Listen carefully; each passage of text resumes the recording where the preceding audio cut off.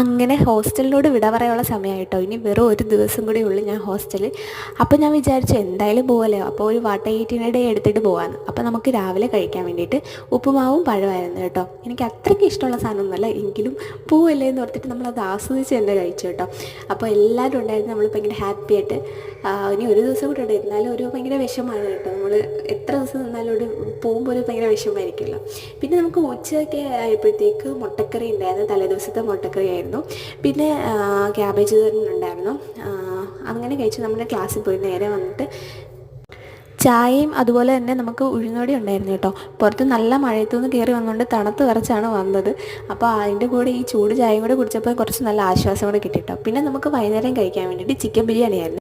കഴിക്കുന്ന ചിക്കൻ ബിരിയാണി ആണെങ്കിലും പക്ഷേ ചിക്കൻ ബിരിയാണിക്കകത്ത് ചിക്കൻ ഇല്ലായിരുന്നു കേട്ടോ. ചിക്കൻ ഓൾറെഡി ആ ബിരിയാണിക്കകത്ത് തന്നെ വെന്ത് പോയി. എങ്കിലും കുഴപ്പമില്ല, അവസാനത്തെ ബിരിയാണി അല്ലേ, നമ്മളങ്ങനെ ആസ്വദിച്ച് കഴിച്ചു.